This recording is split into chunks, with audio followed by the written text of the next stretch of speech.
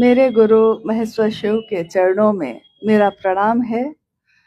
इस कालखंड के प्रथम शिव के शिष्य और हम सबों के परम आदरणीय वरेण्य गुरु भ्राता साहब श्री के चरणों में मेरा प्रणाम है। शक्ति स्वरूपा माँ नीलम आनंद जी के चरणों में मेरा प्रणाम है और देवघर में उपस्थित आप सभी गुरु भाई गुरु बहन के चरणों में मेरा प्रणाम है।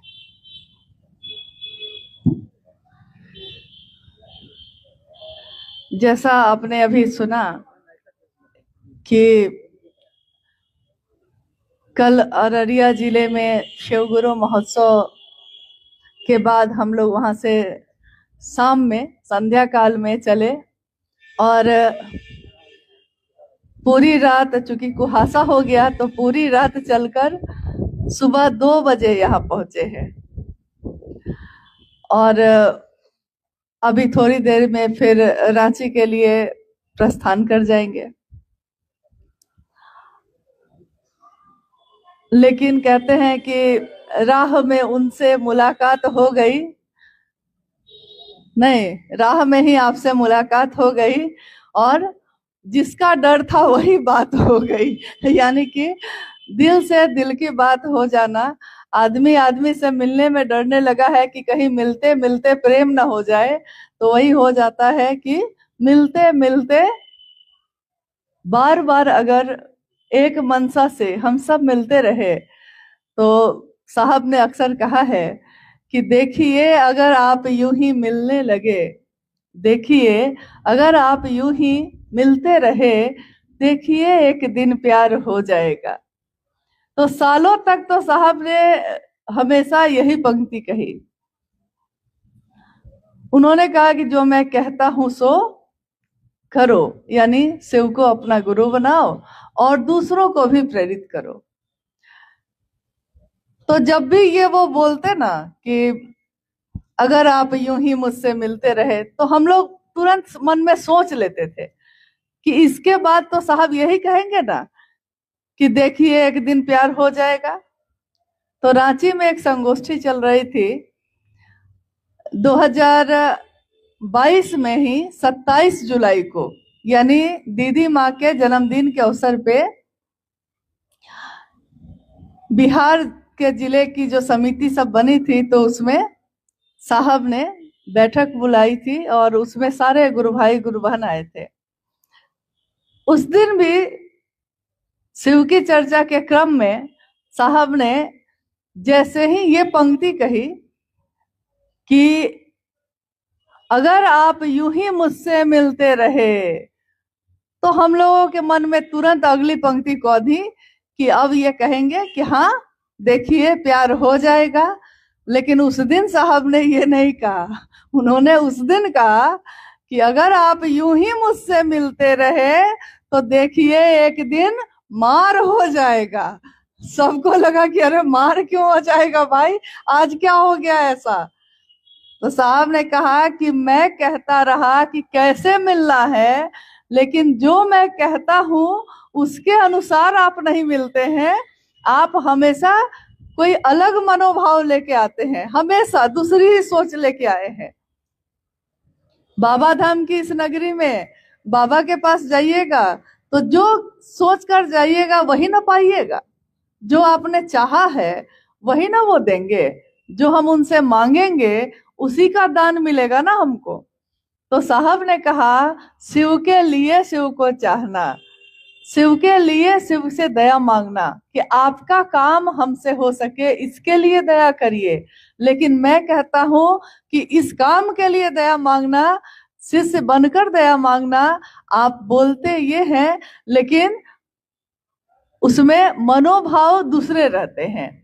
शब्द ये रहते हैं लेकिन सोच कुछ और होती है। शब्द होते हैं मुझ शिष्य पर दया कर दीजिए, लेकिन मांगते ये है कि मेरे पति की नौकरी लग जाए, संतान हो जाए, पेट दर्द हो रहा है वो ठीक हो जाए, बुखार क्यों नहीं उतर रहा है वो ठीक हो जाए।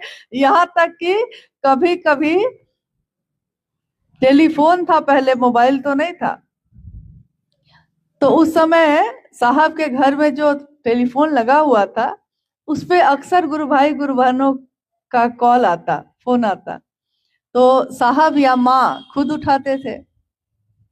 तो कितनी बार ऐसा हुआ कि किसी गुरु भाई ने फोन करके कहा साहब ने उठाया है फोन, गुरु भाई हैं, लेकिन वो कह रहे हैं कि महादेव दया नहीं कर रहे हैं। साहब कह रहे हैं कि दया मांगो ना महादेव के काम के लिए। तो वो कह रहा है कि भैया भैंसी भुला गई है, वो पहले मिल जाए, वो दया हो जाए तब ना आगे का काम करें। यानी कि इसमें उनका कोई दोष नहीं, क्योंकि दुनिया में हम जो रहते हैं तो अगर मेरी भैंस खो जाए तो मेरे लिए ये भी भारी हो जाता है। तो भैंस मिल जाए तब ना महादेव के लिए महादेव से दया मांगेंगे। लेकिन साहब हंस के कहने लगे कि अरे भैंस तो मिल ही जाएगी, थोड़ा महादेव की भी खोज कर लीजिए। यानी कि उन्होंने जो कहा, जिस मंशा से कहा करने के लिए, बहुत ही सरल है, कोई भारी चीज नहीं है, बहुत सरल सीधे शब्दों में। और आपने अभी सुना अनुभैया जो कह रहे थे कि साहब रिटायर्ड होने के बाद 2008 में जब देवघर आए, उस समय हम लोग रांची में ही रहते थे उस समय भी, और साहब जब देवघर आए तो हम लोग भी जब रांची से देवघर के लिए चलते, उस दिन भी मन एकदम आह्लाद से भर जाता, लगता कि हाँ सचमुच में बाबा धाम जा रहे हैं। और यहाँ आपने देखा होगा, अनुभूति होगी आपकी, हजारों की संख्या में प्रतिदिन गुरु भाई गुरु बहन आते, स्टेशन पे उतरते, ऑटो वाले के पास जाते तो ऑटो वाला पूछता कि कहाँ जाना है, बाबा धाम जाना है कि साहब के यहाँ जाना है। देखिए वो भी पूछने लगा कि कौन कौन लोग हैं। कंगन हाथ में देखा तो सोचने लगा कि पहले किनके पास जाना है बता दीजिए ताकि पहुंचा दूं। सारे लोग यही कहते कि हाँ, हम लोग उतरे तो टेम्पो वाले ने पूछा कि बाबा धाम मतलब मंदिर जाना है कि साहब के यहाँ जाना है। तो ये जगह काफी प्रसिद्ध रही इस चीज के लिए भी कि साहब ने बरसों यहाँ बिताए हैं। और इस धरती पे अगर कोई मानव के शरीर में आते हैं और ईश्वर की ऊर्जा से भर के आते हैं, संसार के लोगों को कोई रास्ता दिखाते हैं, तो उनके शिवलीन होने के बाद भी सारे जगत के लोग हर उस जगह को नमन करते हैं जहां शरीर में रहते हुए उनके चरण पड़े हैं, जहां उन्होंने वक्त बिताया, जहां वो बैठे। लेकिन सबसे मुख्य बात इसमें यह होती है कि उन्होंने कहा क्या। हम स्थान को तो पकड़ लेते हैं, चीजों को तो पकड़ लेते हैं, लेकिन उन्होंने जो कहा है, जो चाहा है, उसको जिस दिन पकड़ लेंगे तो असली मिलन साहब श्री से उसी दिन होता है। दर्शन शरीर का तो होता रहा है सालों साल बहुत सारे लोगों को, लेकिन उनकी बात से मिलना, उनका जो भाव है शिष्य का, उससे मिलना, ये अद्भुत बात है। यहाँ की बहुत सारी स्मृति है, बहुत सारी सुखद और सुंदर यादें हैं। 2 दिन पहले जब हम लोग यहाँ से गुजरे थे तो गुरु भाई गुड्डू जी, सुनील जी, बबलू जी, सारे लोग 3-4 गुरु भाई लोग सब कोई थे, जमुई के भी गुरु भाई लोग थे, वो लोग फिर लौट गए।